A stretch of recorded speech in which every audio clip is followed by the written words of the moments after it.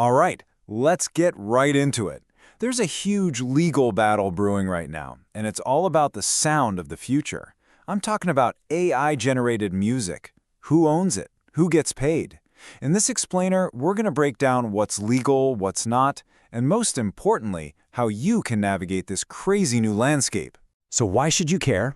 Well, look at this number, $150,000.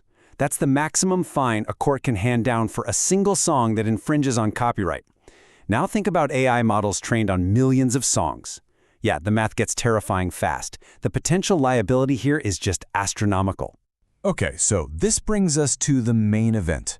We're talking about a landmark fight that is literally going to decide the future. This is way more than just a lawsuit. It's a battle over what creativity even means in the age of AI. And I mean, just look at who's in the ring. In one corner, you've got the heavyweights, the absolute titans of music, Universal, Sony, and Warner. And in the other corner, the two biggest names in AI music generation, Suno and Udio.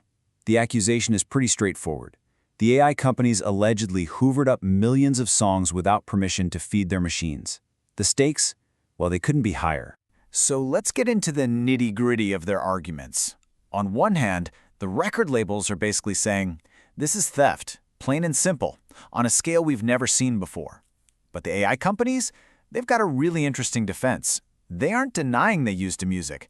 Instead, they're leaning on this legal idea called fair use. They're saying, look, the copying was just a technical thing we had to do to create something totally new. And here's the kicker. They claim that no court in over 200 years has ever said this kind of intermediate copying is illegal. You've probably heard that term a lot, right? It's the whole ballgame. Everything, everything in this fight comes down to these two little words. The AI companies are literally betting the farm on it. So let's ask the big question. What is fair use? Okay, so fair use is a really important part of U.S. copyright law. Think of it like this. It's a rule that lets you borrow a little bit of someone else's work without asking, but only if you're making something new and different, what the law calls transformative. And, this is key, it can't hurt the sales of the original thing. So you see the clash, right? The AI guys are yelling, our stuff is transformative, while the music labels are yelling back, no it's not, it's killing our market. And that, right there, is the heart of the whole dispute. All right, so with all this legal mess and these giant companies fighting it out, you're probably wondering, can I even copyright my own AI-assisted music? And the answer, thankfully, is yes. But, and this is a big but, you've got to do it the right way. So let's talk about that. Here's your playbook. To understand how to do it right, we actually have to go back a few years, to 2016. Remember a song called Daddy's Car? It was an AI-generated song that sounded a lot like the Beatles. And it's the perfect example of how to get this right. Why did it work? Because a human was in the driver's seat the whole time. A person curated the training data, a person wrote the lyrics, a person arranged the music. It wasn't a push-button copy. It was a genuine human-AI collaboration. Okay, so let's fast forward to today. The U.S. Copyright Office has basically made that daddy's car approach the official rule. This chart makes it super clear. On one side, you have what's copyrightable. You write the lyrics, you arrange the melody the AI gives you, you mix it all together. You're making real, significant creative decisions. On the other side, what's not copyrightable? And that's basically just typing create a jazz song into a prompt and calling it a day. Minimal human effort means no copyright, period. So what's the big takeaway here? It's all about this hybrid creation process. It's a simple three-step recipe. Step 1, you, the human, come up with the concept, the big idea, the style, the structure. Step 2, you use AI as a tool.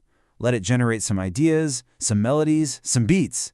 And step 3, the most important part. You, the human, finish it. You edit, you arrange, you mix, you make it yours. This isn't just a suggestion, folks. This is the blueprint for making legally defensible music with AI. Okay. So we've talked about the right way to do things. Now, let's flip the script and talk about the wrong way. These are the copyright red flags, the big mistakes that will almost certainly get you into a world of legal trouble. And you don't have to take my word for it. Just listen to this. This is from a real YouTube creator. I got a copyright claim. I couldn't prove whether I made it or the AI made it, so I lost the dispute. I mean, that's just brutal. They got hit with a claim, and because they couldn't show their work, they had no proof of their creative process, they lost. This is the classic trap of just using a simple prompt and hoping for the best. And believe me, it gets even more serious. Over in Germany, the Right Society, JEMA, went after Suno. Why? Because they found AI songs that were, well, let's just say they were a little too close for comfort. We're talking nearly identical copies of massive hits like Forever Young and Mambo No. 5. A music expert who looked at the evidence didn't mince words, calling it obvious plagiarism. Ouch. Of course, you can't talk about AI music disasters without mentioning the big one. The one everyone heard about, Heart on My Sleeve. The song that used AI to clone Drake and The Weeknd's voices so perfectly it was scary. It went absolutely viral and then, poof, it was gone. So what happened? Here's the thing. The reason that track got vaporized wasn't just about copyright. It was about something deeper. Identity. You see, it violated what's called publicity rights. You just can't steal someone's voice, their vocal identity, for your own commercial gain. The whole point of the song was to copy, not to create something new. And that is a huge legal no-no.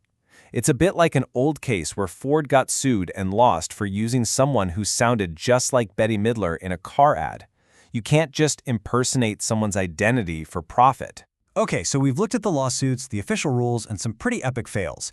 When you put it all together, a really clear picture starts to form. The future here, the winning play, it's not about humans versus AI. It's about humans with AI. It's a partnership. And you know what? The courts are already dropping some major hints about where this is all going. In a totally separate but related AI case, a judge basically slammed the door on a company's fair use defense.